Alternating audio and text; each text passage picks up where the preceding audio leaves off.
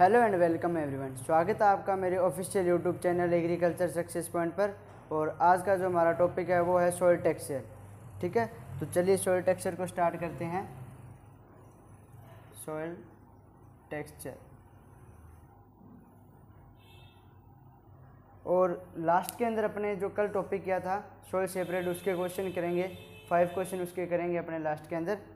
तो चलिए soil texture को स्टार्ट करते हैं। तो सॉइल टेक्सचर की डेफिनेशन की बात करें तो क्या होता है, relative proportion of sand silt clay particle is known as soil texture.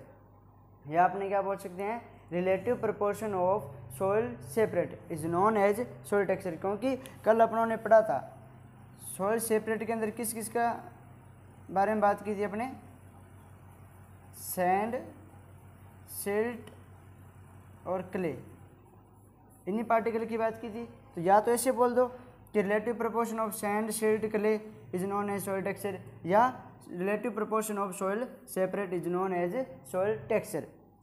इसके बाद में अपने बात करते हैं, ये तो होगी डेफिनेशन। फिर सॉइल टेक्सचर की बात करें तो सॉइल टेक्सचर जो है वो क्या एक बेसिक प्रॉपर्टी है। क्या है, एक बेसिक प्रॉपर्टी है किसकी, सॉइल की। Soil texture is a basic property of soil. Second number पे बात करें तो जो सॉइल टेक्सचर है ये क्या एक परमानेंट प्रॉपर्टी है। क्या है, permanent property of soil, permanent property of soil. ठीक है, soil texture is a basic property of soil and permanent property of soil. मतलब जो सॉइल टेक्सचर है इसको चेंज नहीं किया जा सकता, कैन नॉट बी चेंज्ड। ठीक है, इसके बाद में अपने बात करते हैं इसके क्लासिफिकेशन की। क्लासिफिकेशन, जो सॉइल टेक्सचर है उसका क्लासिफिकेशन जनरली कितने टाइप का होता है, जनरली 4 टाइप का होता है। कितने टाइप का होता है, 4 टाइप का होता है। कौन कौन सा है, सैंड सिल्ट क्ले, इसको अपने ऊपर लिखते हैं, पूरा नहीं आएगा इसमें। जनरली 4 टाइप का ये, सैंड, एक नंबर पे क्या आ गया, सैंड, सिल्ट और लोम और क्ले। इस चीज़ को ध्यान से समझ लेना, यहाँ से बहुत क्वेश्चन आता है। और डबल इसके अंदर AFO के अंदर भी क्वेश्चन आया हुआ है, यहीं से मैं आपको बताऊँगा कौन सा है। अब इनके अंदर क्या याद रखना है, सैंड में सैंड कितने % होती है, क्ले कितना % होता है। इसको देखो, जो सैंड होती है इसके अंदर अमाउंट ऑफ सैंड होती है वो कितनी होती है, मोर देन 75%। कितनी होती है, मोर देन 75%, और कई बार मोर देन 80% भी लिखा हुआ आ जाता है। तो दोनों सही है, आप ये याद रखिए, मोर देन 75%, तो ये याद रह जाएगा 80%। ठीक है, और आपको ये बताता हूँ कि AFO 2022 का ये क्वेश्चन है। AFO 2022 के अंदर ये क्वेश्चन आया था कि जो सैंडी सॉइल होती है उसके अंदर सैंड कितने % होती है, मोर देन 75% उसके अंदर ऑप्शन था, और ये इसका आंसर था। जो सैंड सॉइल होती है इसके अंदर क्ले कंटेंट कितना होता है, तो जो क्ले सॉइल होती है ना वो कितनी होती है, लेस देन 50%। कितनी होती है, लेस देन 50%। इसके बाद में अपने बात करते हैं सिल्ट की। जो सिल्ट है इसके अंदर सिल्ट कितना होता है, जो सिल्ट टेक्सचर है इसके अंदर सिल्ट होता है 80%, मोर देन 80%। कितना होता है, मोर देन 80%। और क्ले कितना होता है इसके अंदर, क्ले होता है जी लेस देन 12%। कितना होता है, लेस देन 12%। आज कोशिश की गई है कि लाइट कम से कम पड़े, क्योंकि पिछली क्लासों के अंदर लाइट की थोड़ी सी प्रॉब्लम आ रही थी। इसके बाद में अपने बात करें लोम सॉइल की। जो लोम सॉइल होता है इसको अपने क्या बोलते हैं कि equal quantity of sand silt and clay. अपने बोल तो ये देते हैं कि इक्वल क्वांटिटी, लेकिन जब इसका रेशियो देखते हैं तो इक्वल नहीं होता। बोला ऐसे जाता है कि equal quantity of sand silt clay is known as loamy soil या लोमी टेक्सचर। तो इसके अंदर देखिए सैंड सिल्ट और जो क्ले का रेशियो होता है वो क्या होता है, सैंड 40%, सिल्ट 40%, और जो क्ले है वो कितनी होती है, 20%। ठीक है, ये याद रखना। जो लोमी सॉइल होती है इसके अंदर इक्वल क्वांटिटी होती है किसकी, सैंड, सिल्ट और क्ले की। और जब इसका रेशो पूछा जाए तो क्या होता है, 40:40:20। ठीक है, इसके बाद में अपने बात करते हैं क्ले की। और क्ले से बहुत बार क्वेश्चन आता है, हर साल किसी न किसी कंपटीशन एग्जाम के अंदर ये पूछा जाता है। तो जो क्ले होता है इसके अंदर क्ले कंटेंट कितना होता है, एटलीस्ट 35%, या इसको बोल देते हैं मोर देन 35%। और कई बार ऑप्शन में आ जाता है 40%। ठीक है, मोर देन 40%। तो दोबारा देख लीजिए, जो सैंड टेक्सचर है इसके अंदर सैंड कितने परसेंट होता है, मोर देन 75%। और क्ले कितना होता है, less than 50%।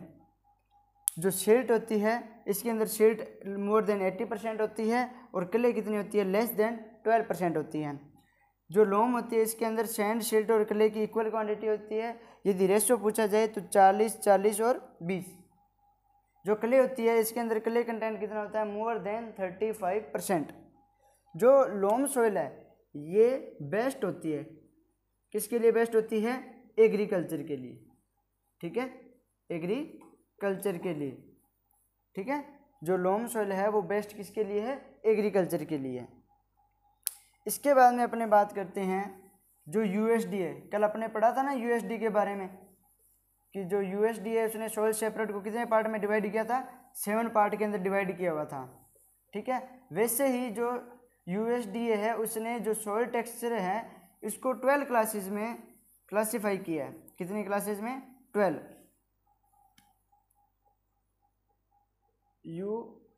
USDA, United state department of agriculture, इसने जो सॉइल टेक्सचर है, सॉइल टेक्सचर है इसको कितने क्लास में डिवाइड किया है, 12 क्लासेस के अंदर। कितनी क्लासेस के अंदर, 12 क्लासेस के अंदर। तो अपने को ये 12 क्लासेस याद नहीं रखने, इसकी मैं एक ट्रिक बता देता हूँ भी, अपने को कैसे पता चलेगा कि ये टेक्सचरल क्लास है या नहीं है। तो देखिए, आपके सामने यदि ऑप्शन दिए हों तो आपको ये ध्यान रखना है जिसके लास्ट में वाई है। ठीक है, लास्ट में क्या है, वाई है, वो टेक्सचरल क्लास नहीं होगा। ठीक है, इस चीज़ को ध्यान से देख लेना कि जिसके लास्ट में वाई लिखा हुआ हो वो टेक्सचरल क्लास नहीं हो सकता। हाँ, जिसके शब्द में वाई आता है उसकी तो बात ही अलग है। जैसे अपने क्ले लिखें, अब क्ले के तो शब्द के अंदर ही वाई आ रहा है तो ये टेक्सचरल क्लास के अंदर आता है। ठीक है, अब जैसे मैं आपके सामने एग्जांपल लिख रहा हूँ, मैं लिखता हूँ पहला एग्जांपल क्ले, सैंडी, तीसरा है सिल्टी, चौथा है लोमी,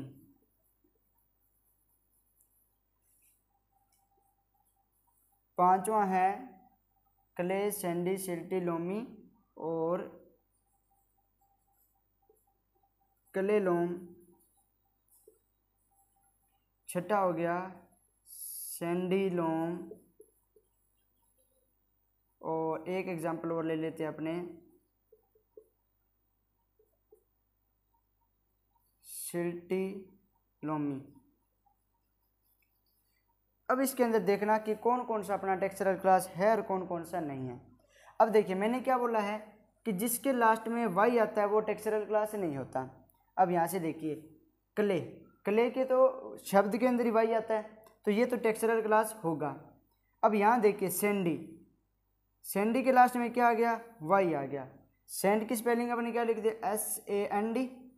ठीक है, तो इसके लास्ट में वाई आ गया तो ये टेक्सचरल क्लास नहीं होगा। अब यहाँ देखिए, ये आ गया सिल्टी, सिल्ट लिखते हैं अपने, वाई तो कभी लगाते नहीं, तो यदि वाई लिखा हो तो ये टेक्सचरल क्लास नहीं होगा। लोमी, ये लोम बोलते हैं अपने, लास्ट में वाई आ गया तो टेक्सचरल क्लास नहीं होगा। यहाँ आ जाइए, यहाँ क्ले, यहाँ लोम, लास्ट में वाई है नहीं है जी, तो ये टेक्सचरल क्लास होगा।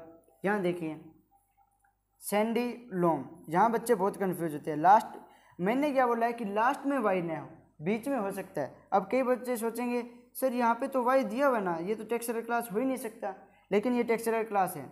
मैंने बोला है कि लास्ट में वाई ना हो, इसके लास्ट में वाई है। यहाँ पर तो सैंडी, आगे क्या लिखा है, लोम ही लिखा है। यदि यहाँ लोम ही लिखा होता ना तो ये टेक्सचरल क्लास नहीं होता, लेकिन अपनों ने यहाँ पे क्या लिखा है, सैंडी लोम, लास्ट में वाई नहीं होना चाहिए, तो ये भी एक टेक्सचरल क्लास है। यहाँ देखिए, अब ये देखो, यहाँ मैंने क्या लिख दिया, सिल्टी, ये तो चल गया सर, ये तो बीच में है, चल जाएगा, लेकिन यहाँ क्या है, लास्ट के अंदर क्या लिखा हुआ है, वाई लिखा हुआ है, तो ये टेक्सचरल क्लास जो है नहीं होगा। आई होप कि आपको अच्छे से समझ आया होगा ये 12 क्लासेज। बी, यदि लास्ट के अंदर वाई दिया हुआ है तो टेक्सचरल क्लास नहीं होगा, यदि लास्ट में वाई नहीं है तो टेक्सचरल क्लास होगा। इसी में से क्वेश्चन आते हैं, ठीक है। आपको 4 ऑप्शन दे देंगे, इसी का जैसे अपने एक काम क्या करेंगे कि जैसे आज जो लेक्चर करा रहा हूँ तो कल जो लेक्चर कराऊंगा उसके अंदर आज वाले क्वेश्चन कराया करूँगा, ठीक है, ताकि आपको टॉपिक कवर किया होगा तो कल अपने इसको क्वेश्चन आराम से कर लिया करें। तो मैं कल आपको क्वेश्चन दूंगा, उसके अंदर देखना आप आसानी से पता लगा पाओगे यदि आपने ये ढंग से समझा है तो, ठीक है। एक बार और बता देता हूँ कि जिसके लास्ट में वाई है वो टेक्सचरल क्लास कभी नहीं होएगा, जिसके लास्ट में वाई नहीं है वो टेक्सचरल क्लास होएगा। हाँ, बीच में आ सकता है, या जिस वर्ड के अंदर, जैसे क्ले के अंदर वाई है तो वो टेक्सचरल क्लास हो सकता है। इसके बाद में अपने बात करते हैं कि कई बार क्वेश्चन किस प्रकार से पूछा जाता है कि which of the following textural class is highest water holding capacity, ठीक है। ये आपको 4 ऑप्शन दे दिए और आपसे पूछ लिया कि हाईएस्ट वाटर होल्डिंग कैपेसिटी किसकी है। तो अपने को पता है हाईएस्ट वाटर होल्डिंग कैपेसिटी किसकी होती है, कल ही मैंने कराया है, क्ले की होती है, ठीक है। हाईएस्ट वाटर होल्डिंग कैपेसिटी किसकी होती है, क्ले की होती है। अब देखिए आपके सामने ये ऑप्शन लिखा हुआ है,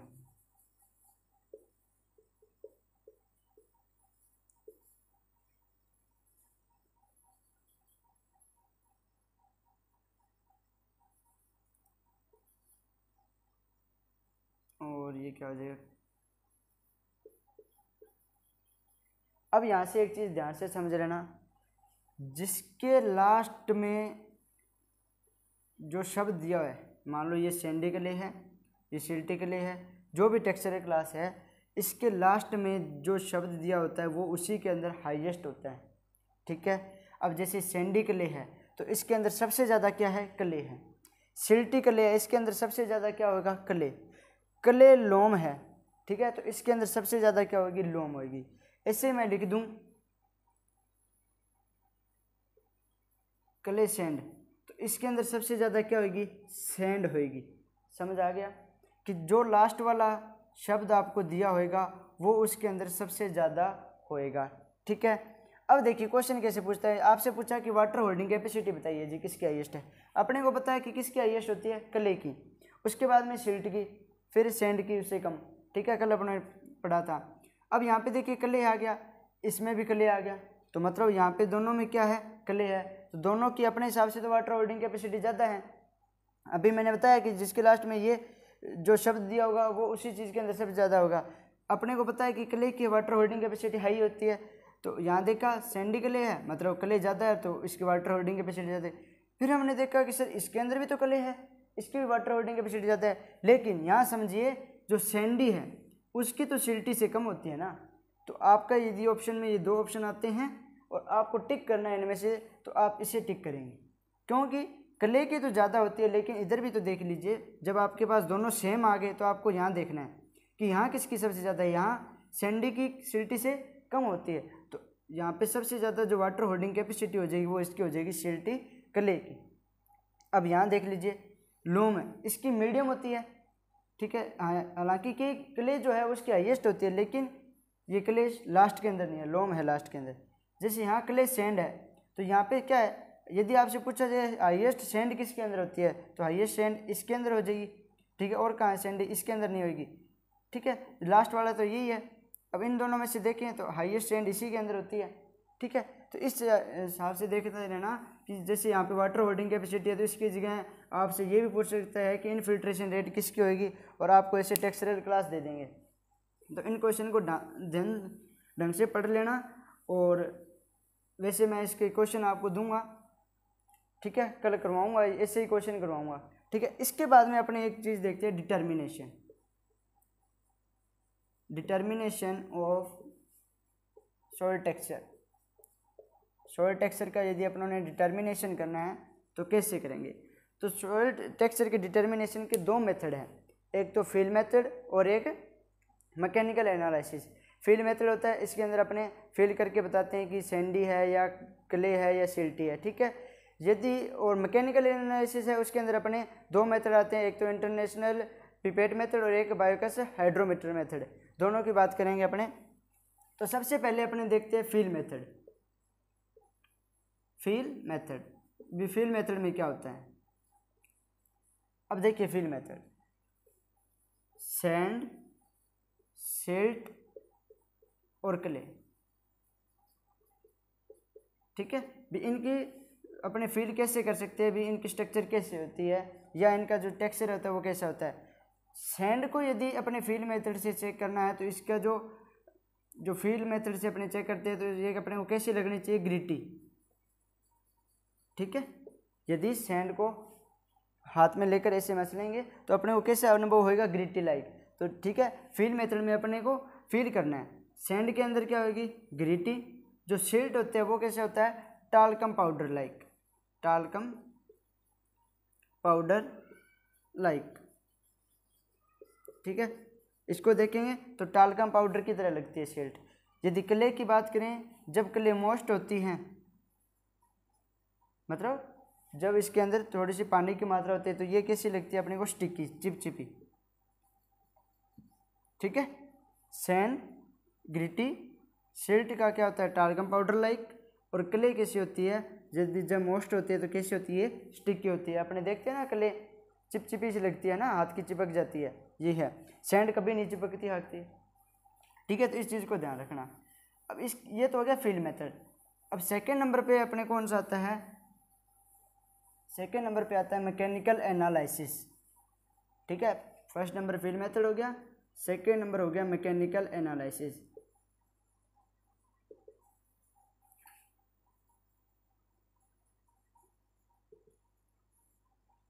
ठीक है, मैकेनिकल एनालिसिस के अंदर दो मेथड आते हैं, कौन कौन से, एक तो आता है इंटरनेशनल पिपेट मेथड और एक आता है बायोकस हाइड्रोमीटर मेथड।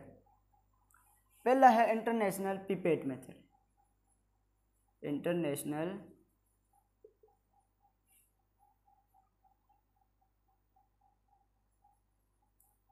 ठीक है, international pipette method. International pipette method के अंदर क्या होता है, पिपेट आपने देखी होगी 12th क्लास के अंदर, अपने सोयल के जो लैब थी उसके अंदर प्रैक्टिकल करते थे, ठीक है। उसके अंदर प्रैक्टिकल करते थे तो पिपेट क्या होती है, एक नल की बिल्कुल पतली नली सी होती है और बीच में से ये थोड़ी सी फुली हुई होती है, ठीक है। इसके अंदर क्या करते हैं, अपने जो सोयल का जो घोल होता है उसको ले लेते हैं, ठीक है। पिपेट के अंदर जो सोयल का जो घोल होता है उसको ले लेते हैं। आपने एक चीज़, इससे पहले आप एक चीज़ समझिए, अपने घर पे ये प्रैक्टिकल करते रहते हैं। अपने जैसे मिट्टी वाले जो पानी होता है उसको बाल्टी के अंदर ले लेते हैं, कुछ टाइम के बाद क्या होता है, मिट्टी तो क्या है, पेंदे के अंदर बैठ जाती है ना। मिट्टी तो पेंदे के अंदर बैठ जाती है और ऊपर क्या रह जाता है, पानी रह जाता है। ऐसा इसी के अंदर होता है इंटरनेशनल पिपेट मेथड के अंदर। इसके अंदर क्या होता है, जो पिपेट होती है उसके अंदर अपने सोयल जो सॉल्यूशन होता है उसको ले लेते हैं, ठीक है। इसको कुछ टाइम के लिए पड़ा रहने देते हैं। तो जो बड़े पार्टिकल होते हैं वो तो क्या नीचे बैठ जाएंगे, उससे छोटे पार्टिकल उससे ऊपर, फिर सबसे छोटे पार्टिकल ऊपर रह जाएंगे और जो पानी है वो ऊपर रह जाता है। अब इसके अंदर ध्यान रखना, क्या करते हैं अपने पिपेट के अंदर डाला हुआ है तो सबसे बड़ा पार्टिकल, मतलब सबसे ज़्यादा क्या, जो हाईएस्ट साइज अपने निकल किया तो वो किसका होता है, सैंड का होता है। तो सबसे नीचे क्या होगी, सैंड, ठीक है। उससे ऊपर क्या होगी, सिल्ट, और उससे ऊपर क्या होगी, क्ले। सबसे नीचे सैंड, उससे ऊपर क्ले, सिल्ट और उससे ऊपर क्ले। इस प्रकार से ये इसके अंदर एडजस्ट हो जाएगी और जो पानी होता है इसको बाहर निकाल देते हैं। अब अपनों ने एक चीज़ समझी कि सर हमने तो यहाँ पे क्या कर दिया, अलग अलग इनको खंडों में बांट दिया। अभी ये सैंड है, ये सिल्ट है, ये क्ले है। तो यहाँ से क्वेश्चन क्या आता है कि जो इंटरनेशनल पिपेट मेथड है इसका प्रिंसिपल क्या है, प्रिंसिपल। इंटरनेशनल पिपेट जो मेथड है इसका जो प्रिंसिपल है वो क्या है, सेडिमेंटेशन का है। क्या है, सेडिमेंटेशन का है, ठीक है। सेडिमेंटेशन जो है इसका प्रिंसिपल है, ये इसमें से क्वेश्चन आता है। इसके बाद में देखिए एक इसकी हाई एक्यूरेसी होती है, ठीक है, मतलब अपने को पता लग जाएगा क्योंकि बड़े पार्टिकल है वो नीचे सैंड है, इससे ऊपर क्या रह जाएगी सिल्ट और इससे ऊपर क्या रह जाएगी क्ले, तो अपने आसानी से पहचान सकते हैं। तो इसकी जो एक्यूरेसी होती है वो हाई होती है, ठीक है, इसकी जो एक्यूरेसी होती है वो क्या होती है, हाई होती है। तीसरा पॉइंट इसके अंदर क्या लिखना है, तीसरा इसकी एक्यूरेसी हाई है तो ये क्या है, स्टैंडर्ड मेथड है, क्या है ये कि ये स्टैंडर्ड मेथड है, standard method of texture analysis, ठीक है, समझ आ गया। बायो इंटरनेशनल पिपेट मेथड में क्या करते हैं, जो पिपेट होता है उसके अंदर सॉइल सॉल्यूशन लेते हैं, इसके अंदर फिर प्रिंसिपल लगता है सेडिमेंटेशन का, जिसके अंदर पहले बड़े पार्टिकल फिर छोटे पार्टिकल फिर उससे छोटे पार्टिकल बैठ जाते हैं, और इसके अंदर जो इसकी एक्यूरेसी होती है वो हाई होती है, और ये स्टैंडर्ड मेथड है किसका, टेक्सचर एनालिसिस का। सेकेंड नंबर पे जो मेथड आता है वो कौन सा है, वो है बोयोकस हाइड्रोमीटर मेथड। कौन सा है,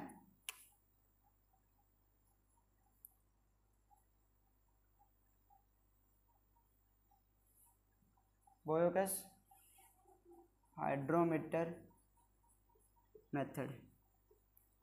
कौन सा है, बोयोकस हाइड्रोमीटर मेथड। इसके अंदर प्रिंसिपल पूछा जाता है,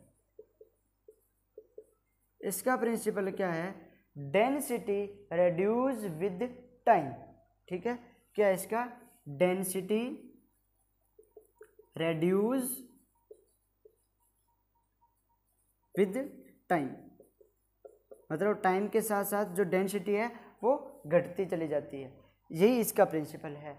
इसकी जो एक्यूरेसी होती है वो लेस होती है, ठीक है, लेस एक्यूरेसी होती है, बट इसकी जो लेबर है रिक्वायरमेंट होती है वो कम होती है, लेस लेबर रिक्वायरमेंट, ठीक है, लेस लेबर रिक्वायरमेंट होती है, और इसके अंदर टाइम भी कम लगता है, लेस टाइम कंज्यूमिंग मेथड। और जो अपने ने पहले मेथड पढ़ा था कौन सा, इंटरनेशनल प्रिपेयर्ड मेथड, उसके अंदर जो लेबर है उसकी भी हाई रिक्वायरमेंट होती है और उसके अंदर टाइम भी बहुत लगता है, ठीक है।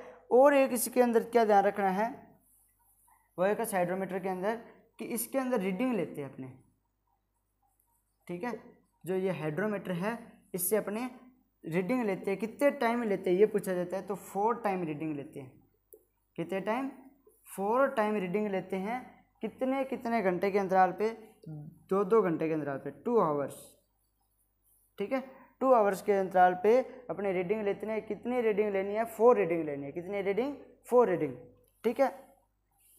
ये था अपना टेक्सचर एनालिसिस या डिटर्मिनेशन, ठीक है, ऑफ टेक्सचर। इसके बाद में एक टर्म आती है मार्लिंग, ठीक है, कि मार्लिंग क्या होता है। मार्लिंग होता है जब 2 टेक्सचरल क्लास को मिक्स कर दिया जाए, क्या होता है कि जब 2 टेक्सचरल क्लास को मिक्स कर दिया जाए तो उसे क्या बोल देते हैं, मार्लिंग। जैसे सैंड और क्ले को मिक्स कर दिया तो ये क्या कहलाएगा, मार्लिंग। बहुत बार एग्जाम के अंदर पूछा गया क्वेश्चन है, और प्री पीजी के अंदर भी ये क्वेश्चन आया था, ठीक है। तो मार्लिंग क्या होता है, मिक्सचर ऑफ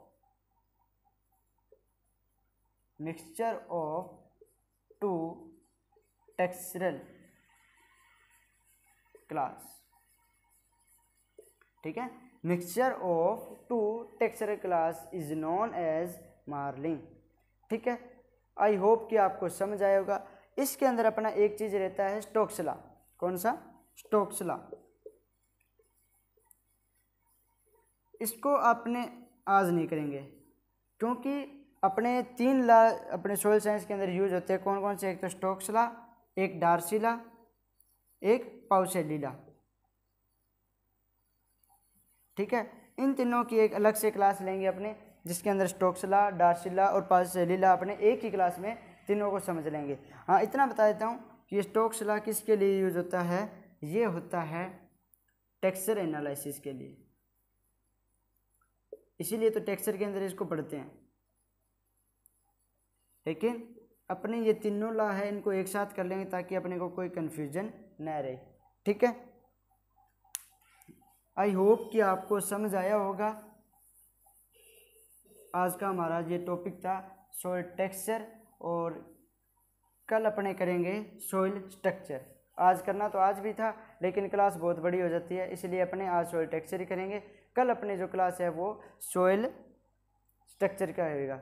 लेकिन इससे पहले अपने वो 5 क्वेश्चन कर लेते हैं, तो आप आंसर करना साथ साथ में। आप कमेंट बॉक्स में ज़रूर वो इसके कमेंट करना कि इसका आंसर क्या है, ठीक है। तो पहले देखिए, मैं पूछूं यदि इनफिल्ट्रेशन यूनिट, तो इनफिल्ट्रेशन यूनिट क्या होती है? mm पर हावर, ठीक है। क्या होती है? mm पर हावर, ठीक है। सेकेंड नंबर पे क्वेश्चन की बात करूं तो according to USDA, according to USDA coarser sand particle size, ठीक है। आप बताइएगा कि USDA के अकॉर्डिंग जो कोर्सर सैंड होती है उसका पार्टिकल साइज कितना होता है? कितना होता है? 0.5 से 1 mm, और वेरी कोर्सर का कितना हो जाता है? 1 to 2 mm, ठीक है। थर्ड नंबर पे अपने बात कर देते हैं क्ले पार्टिकल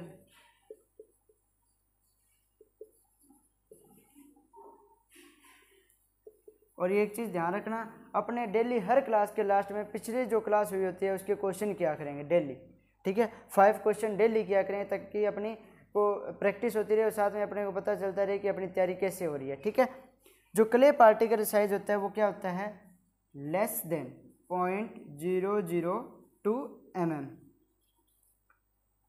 फोर्थ क्वेश्चन की बात करूं तो आप लोग बताइए मेरे को कि सरफेस एरिया हाईएस्ट किसका होता है? हाईएस्ट सरफेस एरिया किसका होता है? तो हाईएस्ट सरफेस एरिया होता है क्ले का, क्योंकि कल मैंने बताया था कि जैसे जैसे साइज घटता जाएगा सरफेस एरिया बढ़ता जाएगा। तो सबसे कम साइज किसका होता है? क्ले का, तो सरफेस एरिया भी इसी का ज़्यादा होता है। फिर इसके बाद में एक और क्वेश्चन है, अपनों ने कल 4 तो वो पढ़ी थी इनफिल्ट्रेशन, सीपेज और एक USDA वाला क्लासिफिकेशन पढ़ा था। हाँ, एक चीज़ और बताइए, जो विंड इरोजन है वो हाईएस्ट कौन से सॉइल पार्टिकल के अंदर होता है? ठीक है, मैंने क्या पूछा है कि विंड इरोजन है वो हाईएस्ट कौन से सॉइल पार्टिकल के अंदर होता है या ससेप्टिबल ऑफ विंड इरोजन? तो इसका आंसर क्या आएगा? सिल्ट, ठीक है। तो ये अपने 5 क्वेश्चन थे कल वाली क्लास के, और यदि आप मेरे चैनल पे नए हैं तो चैनल को सब्सक्राइब कर देना और वीडियो को लाइक ज़रूर कर देना, ठीक है। और कल का जो हमारा क्लास रहेगा वो रहेगा सॉइल स्ट्रक्चर के बारे में। Thank you.